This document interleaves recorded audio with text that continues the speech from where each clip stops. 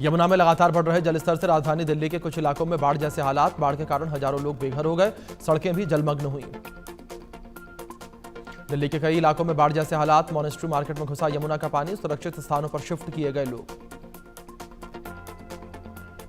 दिल्ली में लगातार बारिश के कारण यमुना नदी उफान पर। मयूर विहार फेज 1 के पास बनाए गए हैं शेल्टर होम्स, राहत शिविर, वहां पर भी पानी भरा।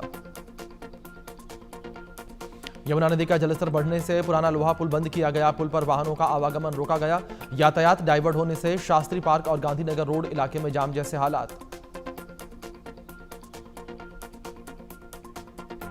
दिल्ली में यमुना का जलस्तर बढ़ने से आज कई ट्रेनें रद्द हो गई। कुछ ट्रेनों को किया गया डाइवर्ट, यात्रियों को परेशानी। दिल्ली के इलाकों में भारी बारिश। अलीपुर में नेशनल हाईवे 44 पर फ्लाईओवर का एक हिस्सा ढह गया, यातायात प्रभावित। हरियाणा के फरीदाबाद में यमुना का रौद्र रूप। चांदपुर गांव में 200 एकड़ फसल डूबी, किसान का भारी नुकसान। पंजाब में बाढ़ बारिश का कहर जारी। 23 जिलों में 1500 गांव जलमग्न, अब तक 37 लोगों की मौत। पंजाब में बाढ़ बारिश से हाहाकार। तेज बारिश से एक घर की छत गिर गई, हादसे में 2 लोगों की मौत, एक बच्चा घायल। भदौर क्षेत्र के मौर नाभा गांव में हादसा। पंजाब के नया गांव में राव नदी उफान पर। निचले इलाकों में पहुंचा नदी का पानी, पानी आने से मेन सड़क भी कटी। पंजाब में बाढ़ से हाल बेहाल। केंद्रीय मंत्री शिवराज सिंह चौहान ने किया बाढ़ प्रभावित इलाकों का दौरा, फसल के नुकसान को लेकर किसानों से बात की। जम्मू कश्मीर के राजौरी में भारी बारिश से सड़कों को नुकसान। भूस्खलन के कारण जम्मू राजौरी राष्ट्रीय राजमार्ग पर वाहनों की रफ्तार धीमी पड़ी। जम्मू कश्मीर के रियासी में भारी बारिश। चिनाब नदी का जलस्तर खतरे के निशान के करीब।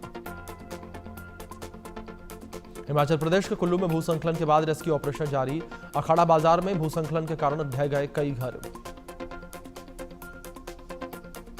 मध्य प्रदेश के उज्जैन में भारी बारिश के बीच क्षिप्रा नदी उफान पर। कई मंदिर और घाट जलमग्न हुए, निचले इलाकों में भरा पानी। राजस्थान के अजमेर में भारी बारिश से उफान पर नदियां। बाइक सवार युवक सुगली नदी में गिरा, कड़ी मशक्कत के बाद लोगों ने निकाला। मध्य प्रदेश के रायसेन में बारना डैम के 4 गेट खोले गए, 12,000 क्यूसेक पानी छोड़ा गया, निचले इलाकों में बढ़ी लोगों की परेशानी। छत्तीसगढ़ के बलरामपुर में तूतिया डैम टूटने से 7 लोग बह गए, 4 लोगों के शव बरामद किए गए, 3 लोग अभी भी लापता। यूपी के गोड्डा में घाघरा नदी का जलस्तर खतरे के निशान के करीब, निचले इलाकों में भरा पानी। बाढ़ जैसे हालात, लोगों की मदद के लिए प्रशासन तैयार। मध्य प्रदेश के बुरहानपुर में ताप्ती नदी का जलस्तर बढ़ गया, राजघाट स्थित लाल देवल मंदिर तक पानी आ गया। प्रशासन ने एहतियात के तौर पर नदी के किनारे रहने वाले लोगों को सतर्क किया। गुरुग्राम में बारिश के बाद कई इलाकों में जलभराव, अंडरपास में नहाते दिखे लोग, वायरल हो रही है वीडियो। ओडिशा के याजपुर जिले में बाढ़ बारिश का कहर देखने को मिला। हसनपुर गांव में बीजू पुल का हिस्सा नदी के तेज बहाव में बह गया। दुर्गापुर समेत कई गांवों का संपर्क टूटा।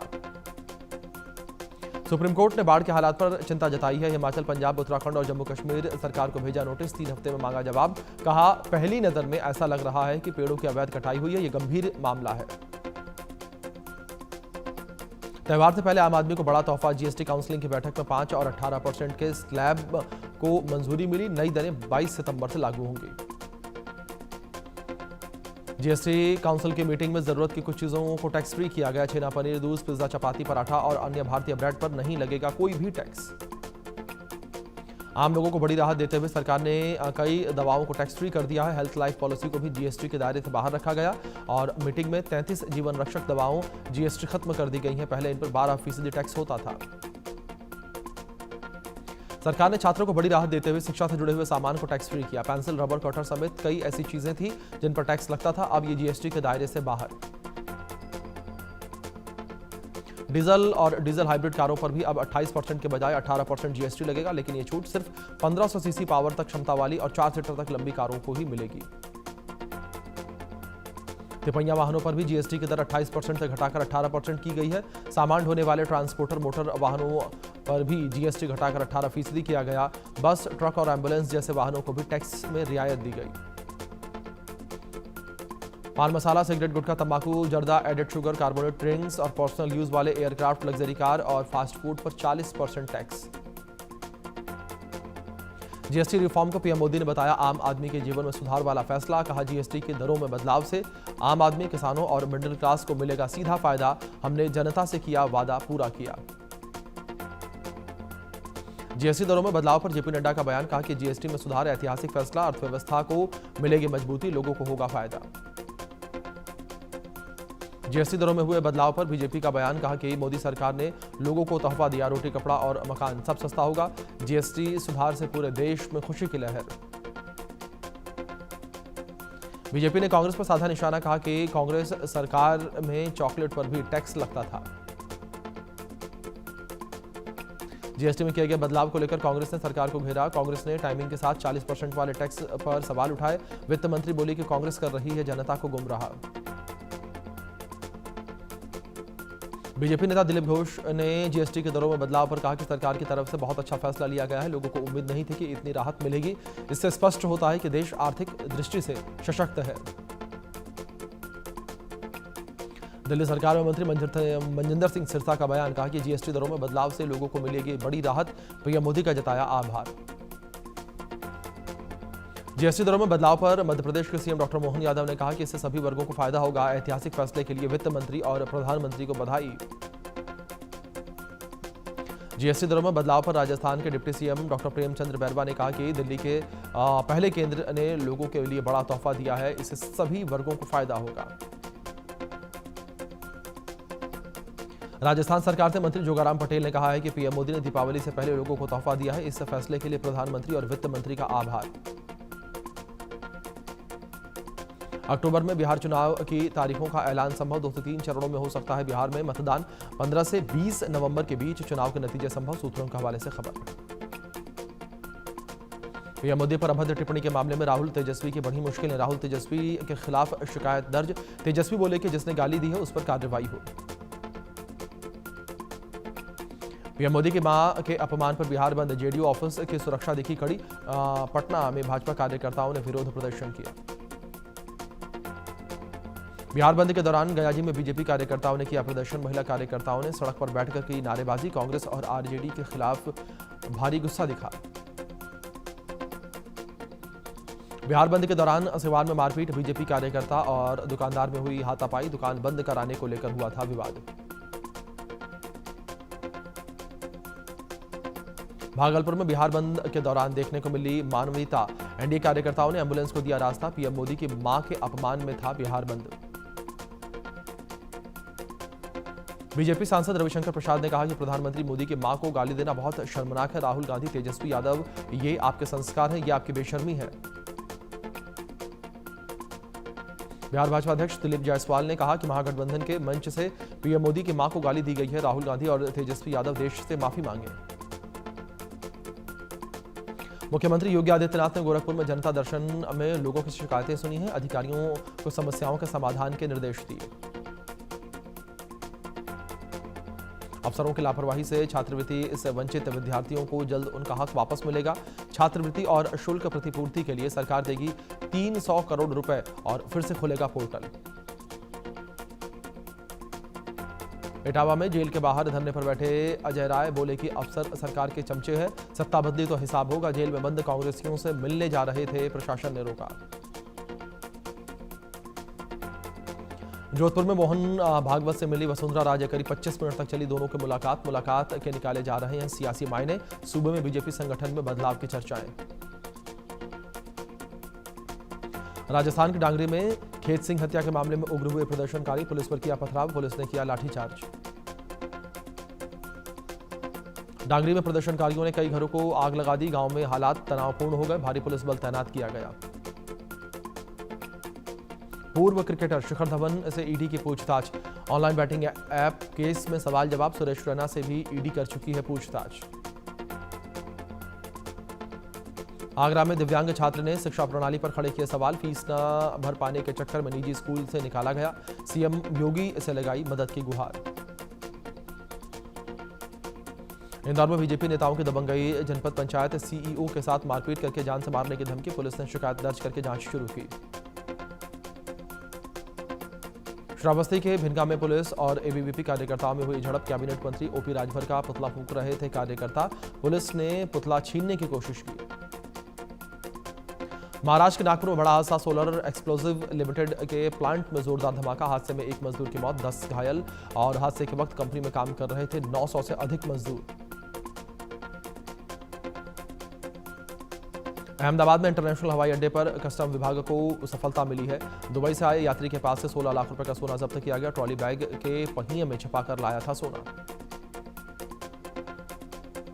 मध्य प्रदेश के विदिशा से लापता 16 साल की बच्ची मिली। पाकिस्तान बॉर्डर से बच्ची को बरामद किया गया और 2 साल पहले शमशाबाद से लापता हुई थी बच्ची। इंदौर से धोखाधड़ी का संगीन मामला सामने आया है। एक डॉक्टर परिवार से नौकरी दिलाने के नाम पर ठगी, 1.5 करोड़ से ज्यादा की ठगी का शिकार बनाया। क्राइम ब्रांच ने मामला दर्ज करके जांच शुरू की। यूपी के देवरिया में जिले के पडरी में स्वास्थ्य सेवाएं बेहाल हो गई। प्राथमिक स्वास्थ्य केंद्र में नहीं पहुंचे डॉक्टर, सिर्फ एक फार्मासिस्ट के भरोसे चल रहा था अस्पताल। हरियाणा के पंचकुला के सेक्टर 4 में हादसा, स्कूली बच्चों की गाड़ी पर टूट कर गिरा पेड़, 4 बच्चे घायल, अस्पताल में भर्ती। बेंगलुरु में विवाहिता ने आत्महत्या कर ली, पति पर दहेज उत्पीड़न समेत कई आरोप। पुलिस ने मामला दर्ज करके जांच शुरू की। बरेली के फरीदपुर में 6 साल की बच्ची के साथ दुष्कर्म, मौका पाकर आरोपी फरार। पुलिस ने आरोपी की तलाश शुरू की। यूपी के बलरामपुर में पुलिस की बड़ी सफलता, एक मकान पर रेड करके स्मैक के साथ 3 लोगों को गिरफ्तार किया गया। मकान में स्मैक की पुड़िया बनाकर बेचते थे आरोपी। इंदौर में एमवाय अस्पताल में दूसरे नवजात की भी मौत हो गई। एक नवजात की मंगलवार को हो गई थी मौत। दोनों नवजातों को चूहों ने कुतरा था। मध्य प्रदेश के अनूपपुर में जंगली हाथियों का आतंक, किसानों की फसलों सब्जियों को पहुंचा रहे हैं नुकसान। वन विभाग की टीम कर रही हाथियों के मूवमेंट की निगरानी। विदिशा में इंदौर वेस्ट मैनेजमेंट सीखने आया है दल, शहर के स्वच्छता मॉडल की करेगा स्टडी। नगर निगम आयुक्त से भी मुलाकात की। बिहार के मोतिहारी में सड़क हादसा, अनियंत्रित होकर बीच रोड पर पलटी बस। हादसे में 12 से ज्यादा यात्री घायल। यूपी के अमेठी में तेज रफ्तार बाइक सवार डिवाइडर से टकरा गया, इलाज के लिए ले जाते वक्त हुई मौत। कमरौली क्षेत्र के कठौता मोड़ के पास हुआ था हादसा। झारखंड के दुमका में शराब पीने का मामला सामने आया। शराब पीने के शख्स की जीभ काटी गई। पुलिस ने 2 महिलाओं को हिरासत में लिया। यूपी के हापुड़ में कार से खतरनाक स्टंटबाजी का वीडियो वायरल। पुलिस ने काटा 36,000 रुपए का चालान। दिल्ली लखनऊ NH9 का मामला। छत्तीसगढ़ के गरियाबंद में अचानक सड़क पर आए 2 हाथी, नेशनल हाईवे 130 पर अफरा तफरी मची। यूपी के एटा में घर के बाहर सफाई करते समय युवक को लगा करंट, अस्पताल ले जाते वक्त युवक की हुई मौत, परिजनों में मचा कोहराम। मिर्जापुर कॉलेज के प्रयोगशाला में शिक्षक ने फांसी लगाकर आत्महत्या कर ली और आत्महत्या के कारणों का पता नहीं। पुलिस ने शव को पोस्टमार्टम के लिए भेजा। लखनऊ में हिंदू परिवार के बच्चों का खतना, मुस्लिम व्यक्ति ने इलाज के नाम पर करवाया खतना। विरोध करने पर थाने ले जाकर की पिटाई। मध्य प्रदेश के विदिशा में पेट्रोल पंप पर लगी आग, दमकल की गाड़ियों ने आग पर काबू पाया। शॉर्ट सर्किट बताया जा रहा है आग का कारण। ईयू के अध्यक्ष उर्सुला वॉन डेर लेयन ने प्रधानमंत्री मोदी से टेलीफोन पर लंबी बात की। ईयू के टॉप लीडर एंटोनियो कोस्टा के साथ पीएम मोदी के साथ संयुक्त रूप से फोन पर बात हुई। ईयू चीफ ने पीएम मोदी से बातचीत के दौरान यूक्रेन में शांति के प्रयासों पर भी चर्चा की है। इसके साथ ही उन्होंने भारत यूरोपीय संघ मुक्त व्यापार समझौते को शीघ्र पूरा करने की प्रतिबद्धता दोहराई। पीएम मोदी के साथ बातचीत के बाद EU chief Ursula von der Leyen ने कहा है कि यूक्रेन युद्ध समाप्त करने में भारत की महत्वपूर्ण भूमिका है। यूक्रेन संघर्ष के शांतिपूर्ण समाधान के लिए भारत के समर्थन को दोहराया। जमीन पर स्वेज नहर बनाने की तैयारी में जुटा चीन और व्यापार की दुनिया का बादशाह बनने के लिए जमीन पर स्वेज नहर बनाएगा चीन। चीन का यह प्रोजेक्ट यूरोप को एशिया में जोड़ने का काम करेगा और इसका सबसे ज्यादा फायदा पूर्वी एशिया को होगा और चीन ने इसके लिए अपनी पहाड़ी शहर चोंगकिंग को चुना। ऑस्ट्रेलियाई अर्थशास्त्री गुंथर फेलिंगर जॉन ने भारत को 21 हिस्सों में बांटने का विवादित मैप पोस्ट किया। एक्स पर लिखा कि भारत को कई हिस्सों में तोड़ देना चाहिए। ऑस्ट्रेलिया अर्थशास्त्री ने एक अन्य पोस्ट किया और बड़ा दावा किया, कहा कि हम नाटो को और बड़ा करेंगे, यूक्रेन में जीत हासिल करेंगे और रूस, चीन और भारत को तोड़कर उनके नए बने देशों को नाटो और WTO में जगह देंगे। भारत और चीन को टैरिफ के नाम पर धमकाना बंद करे ट्रंप। साथ ही रूसी राष्ट्रपति पुतिन ने कहा है कि दोनों देशों को टैरिफ से नहीं डरा सकते। गाजा पर कब्जा करके इमारतें बेचने की तैयारी में ट्रंप। फिलिस्तीनियों को गाजा छोड़ने के बदले 4 लाख रुपए और 4 साल का रेंट देने का वादा। योजना को Gaza reconstruction economic acceleration and transformation का नाम दिया गया। इटली के मशहूर फैशन डिजाइनर जॉर्जियो अरमानी का 91 वर्ष की आयु में निधन हो गया। लंबी बीमारी से जूझने के बाद घर पर ही ली अंतिम सांस। बम्पर कमाई कर चुकी हॉलीवुड फिल्म अवतार 2 एक हफ्ते के लिए फिर से रिलीज हो रही है। अक्षय कुमार और अरशद वारसी की फिल्म जॉली LLB 3 को मिले इलाहाबाद हाई कोर्ट से राहत। कोर्ट ने खारिज की फिल्म के खिलाफ अपील।